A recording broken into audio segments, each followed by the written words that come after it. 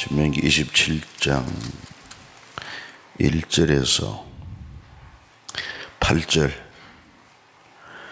10절까지 봐야겠습니다. 신명기 27장 1절로 10절입니다. 모세와 이스라엘 장로들이 백성에게 명령하여 이르되 내가 오늘 너희에게 명령하는 이 명령을 너희는 다 지킬지니라. 너희가 요단을 건너 네 하나님 여호와께서 네게 주시는 땅에 들어가는 날에 큰 돌들을 세우고 석회를 바르라. 요단을 건넌 후에 이 율법의 모든 말씀을 그 위에 기록하라. 그리하면 네 하나님 여호와께서 네게 주시는 땅 곧 젖과 꿀이 흐르는 땅에 네가 들어가기를 네 조상들의 하나님 여호와께서 네게 말씀하신 대로 하리라. 너희가 요단을 건너가거든 내가 오늘 너희에게 명령하는 이 돌들을 에발산에 세우고 그 위에 석회를 바를 것이며 또 거기서 네 하나님의 여호와를 위하여 제단 곧 돌단을 쌓되 그것에 새 연장을 대지 말지니라. 너는 다듬지 않은 돌로 네 하나님 여호와의 제단을 쌓고 그 위에 네 하나님 여호와께 번제로 드릴 것이며 또 화목제를 드리고 거기에 먹으며 네 하나님 여호와 앞에서 즐거워하라. 너는 이 율법의 모든 말씀을 그 돌들 위에 분명하고 정확하게 기록을 지니라. 모세와 레위 제사장들이 온 이스라엘에게 말해 이르되 이스라엘아 잠잠하여 들으라. 오늘 네가 네 하나님 여호와의 백성이 되었으니 그런즉 네 하나님 여호와의 말씀을 청종하여 내가 오늘 네게 명령하는 그 명령과 규례를 행할지니라. 아멘.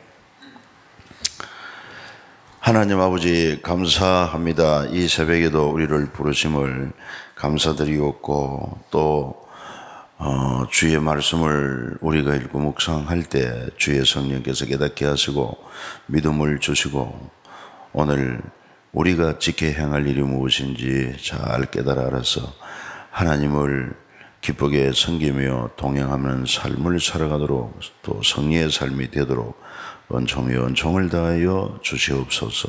아침에도 하나님 앞에 귀한 예물 드린 손길들을 기억하여 주시옵고 은혜와 복 주시기를 소원하오며 우리 구주 예수님의 거룩한 이름으로 기도드리옵나이다. 아멘. 자, 하나님께서 이제 광야 생활을 다 마친 이스라엘 백성 젖과 꿀이 흐르는 가나안 땅을 목전에 두고 그 요단강을 건너면 이제 가나안 땅인데 그래서 요단강 건너서 해야 할 일들 가운데 한 가지를 말씀하고 있습니다. 그래서 이절에 보면 네가 요단을 건너 네 하나님 여호와께서 네게 주시는 땅에 들어가는 날에 큰 돌들을 세우고 석회를 바르고 그리고 이제 그 석회를 바르면은 글자 새기기가 좋지 않습니까? 그래서 약간 말할 때 거기다가 하나님이 주신 율법들을 다 새기게 만듭니다. 그리고 에발산에 세웁니다. 8절에 너는 이 율법의 모든 말씀을 그 돌들 위에 분명하고 정확하게 기록할지니라 그랬어요. 그리고는 이제 11절부터 보면은 12절에 요단을 건넌 후에 시몬, 레위, 유다, 이삭을 요셉, 베냐민 이 6지파는 백성을 축복하기 위해 거리심산에 서고 르우벤, 갓, 아셀, 스불론, 단과 납달리 6지파는 저주하기 위하여 에발산에 섭니다. 그리고는 이제 레위 사람들이 율법을 큰 소리로 낭독하는 것입니다. 그러면은 율법을 지키는 자는 율법을 지키지 않은 자는 저주를 받을 것이요. 그렇게 하면은 모든 백성은 아멘, 아멘 이렇게 대답하므로 율법을 눈에 보이는 큰 돌에다가 새기고 그 다음에 이제 선포함으로 마음에 귀로 듣고 마음에 새기게 하는 것을 볼 수가 있습니다. 그리고는 28장에 가서 보면은 바로 이 하나님의 주신 언약의 말씀을 듣고 순종하면은 복을 주시는데 자 28장 1절부터 14절까지 복을 사모함을 한번 읽어보겠습니다. 28장 1절부터 14절 네가 네 하나님 여호와의 말씀을 삼가 듣고 내가 오늘 네게 명령하는 그의 모든 명령을 지켜 행하면 네 하나님 여호와께서 너를 세계 모든 민족에 뛰어나게 하실 것이라. 네가 네 하나님 여호와의 말씀을 청종하면 이 모든 복이 네게 임하며 네게 이르리니 성읍에서도 복을 받고 들에서도 복을 받을 것이며 네 몸의 자녀와 네 토지의 소산과 네 짐승의 새끼와 소와 양의 새끼가 복을 받을 것이며 네 강조리와 떡반죽 그릇이 복을 받을 것이며 네가 들어와도 복을 받고 나가도 복을 받을 것이니라. 여호와께서 너를 대적하기 위해 일어난 적군들을 네 앞에서 피하게 하시리라. 그들이 한 길로 너를 치러 들어와서나 네 앞에서 7길로 도망하리라. 여호와께서 명령하사 네 창고와 네 손으로 하는 모든 일에 복을 내리시고 네 하나님 여호와께서 네게 주시는 땅에서 네게 복을 주실 것이며 여호와께서 네게 맹세하신 대로 너를 세워 자기의 선민이 되게 하시리니 이는 네가 네 하나님 여호와의 명령을 지켜 그 길로 행할 것임이니라. 땅의 모든 백성이 여호와의 이름이 너를 위하여 불리는 것을 보고 너를 두려워하리라. 여호와께서 네게 주리라고 네 조상들에게 맹세하신 땅에서 네게 복을 주사 네 몸의 소생과 가축의 새끼와 토지의 소산을 많게 하시며 여호와께서 너를 위하여 하늘의 아름다운 보고를 여시사 내 땅에 때를 따라 비를 내리시고 네 손으로 하는 모든 일에 복을 주시리니 네가 많은 민족에게 구워줄지라도 너는 꾸지 아니할 것이요 여호와께서 너를 머리가 되고 꼬리가 되지 않게 하시며 위에만 있고 아래에 있지 않게 하시리니 오직 너는 내가 오늘 네게 명령하는 네 하나님 여호와의 명령을 듣고 지켜 행하며 내가 오늘 너희에게 명령하는 그 말씀을 떠나 좌로나 우로나 치우치지 아니하고 다른 신을 따라 섬기지 아니하면 이와 같으리라. 네가 만일 네 하나님 여호와의 말씀을 됐습니다. 14절까지만 읽습니다. 그래서 28장에 보면은 이처럼 하나님 주신 말씀을 순종하면은 모든 복이 여기 포함되어 있습니다. 그런 반대로 하나님을 주신 그 말씀에 불순종하게 되면은 모든 저주가 임하게 된다 하는 것을 말씀하고 있어요. 그래서 복과 저주의 기준은 하나님 말씀이십니다. 그리고 복과 저주를 내리시는 분은 하나님이시다 하는 것을 알 수 있어요. 우리가 새해를 맞이하면서 모두가 새해 복 많이 받으시라고 인사를 많이 했는데 정작 복을 주시는 분이 누구인지 알고는 하는지 복을 어떻게 해야 받는지 알고는 그 인사를 하는지 우리는 분명히 합니다. 복을 주시는 이가 하나님이시고 복을 받는 길은 그냥 말로만 해서 되는 것이 아니라 이 하나님을 섬기고 하나님 말씀에 순종해야 복을 받는다고 하는 것을 알 수 있어요. 그래서 역사 가운데서도 보면은 참 일찍이 하나님을 잘 섬긴 나라 그런 나라들이 다 선진국이 되었습니다. 기독교가 들어가고 그리고 하나님을 경외하고 말씀대로 순종한 나라들 다 서구 유럽이 그렇죠. 또 근대 와서 미국이 그렇지 않습니까?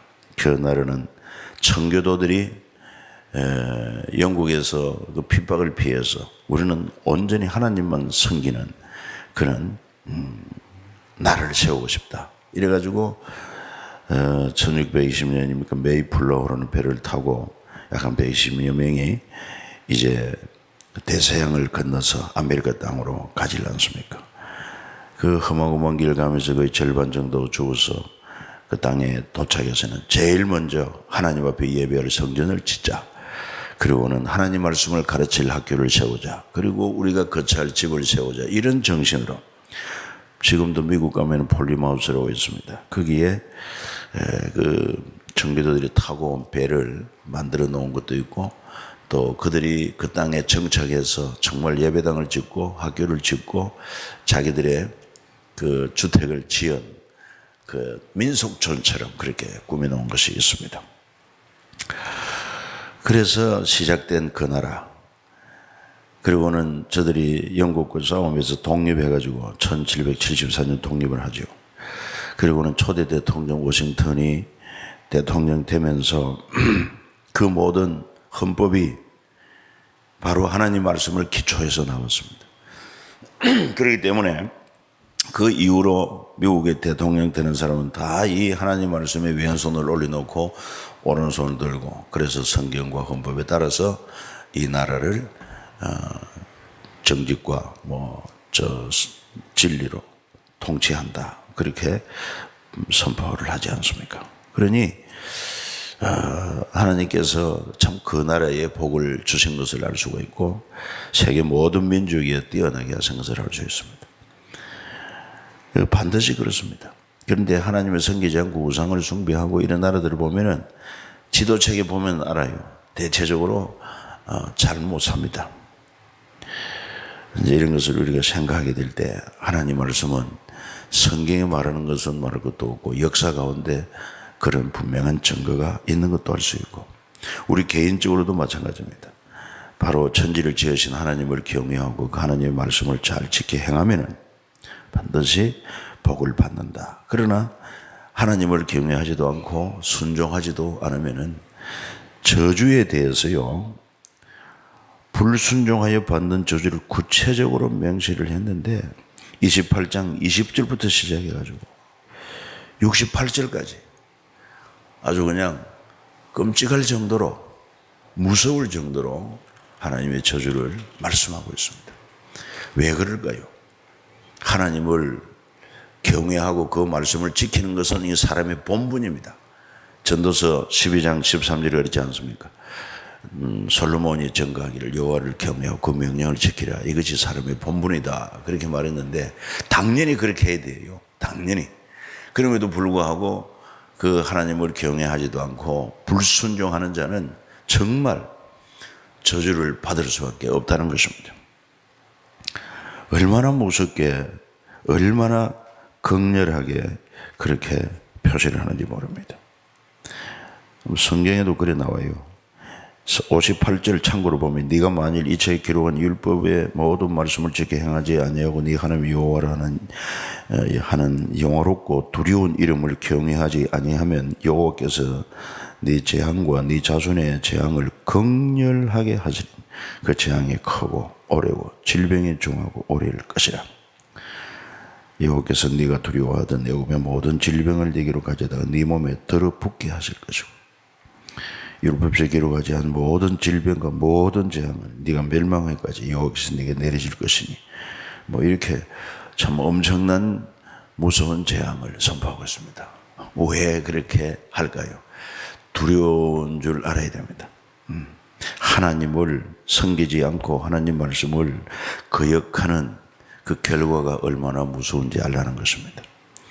하나님은 사랑의 하나님이십니다. 그럼에도 불구하고 자기 독생자를 주기까지 구원을 이루어 놓고 그저 믿음으로 말미암아 구원을 선물로 받을 수 있도록까지 한량없는 사랑을 베풀어 주었음에도 하나님께로 돌아오지 않고 믿지 않고 불순종하고 거역하는 자는 결국은 어떻게 하십니까? 지옥의 영원한 형벌을 내리시는데 여기에 나와 있는 저주 그 지옥과는 비교할 수가 없죠.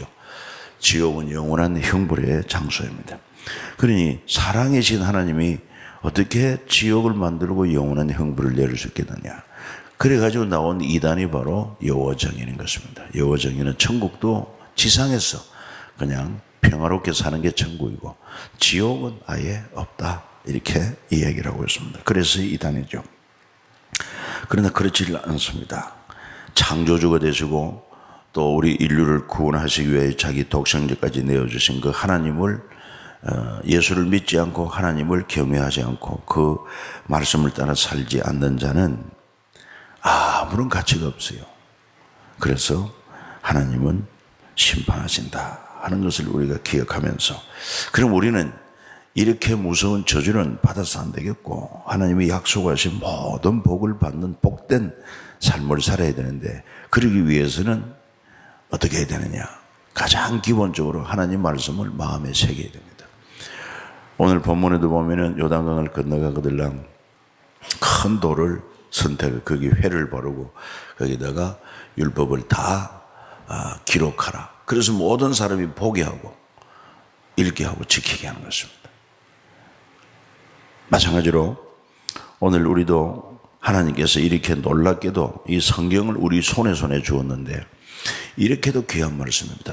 복의 말씀이고 그리고 저주받을 말씀도 기록되어 있어요. 그러니까 어느 쪽을 택해야 되겠습니까? 우리는 반드시 생명을 택하고 복을 택하는 그런 지혜로운 사람이 되어야 되지 않겠습니까?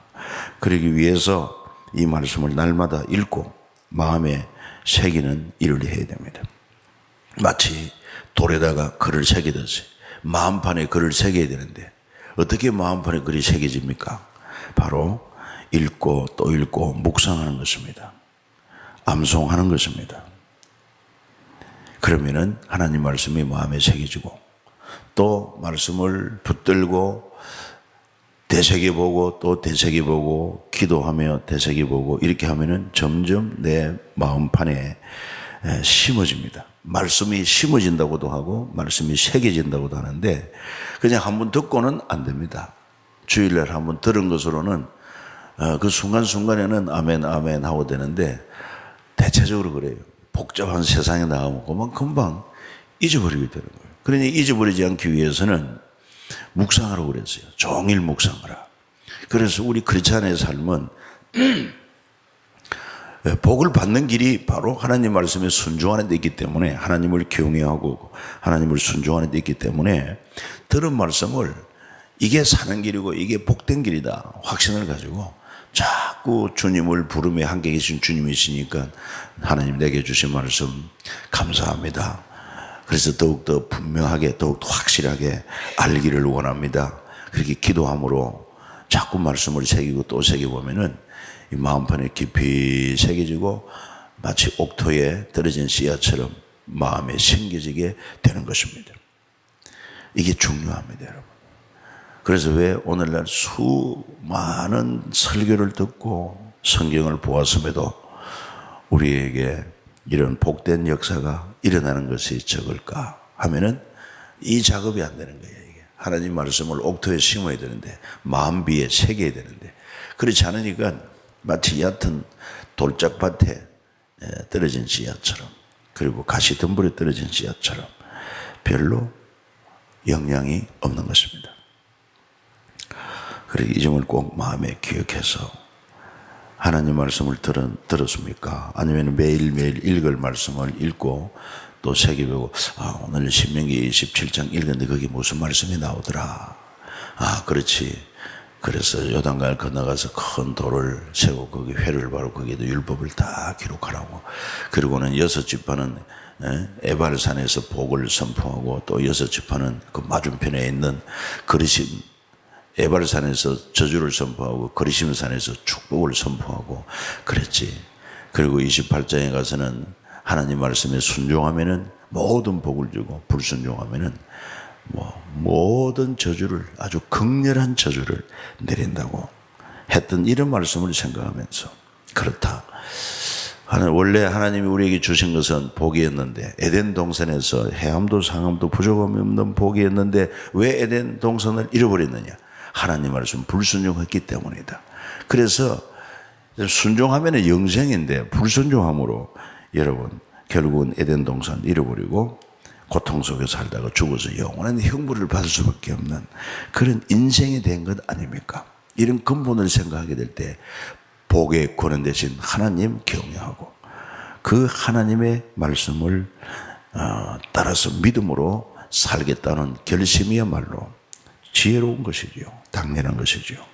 그렇게 함으로 꼭 복된 주인공들 되시기를 주 예수 이름으로 축복합니다.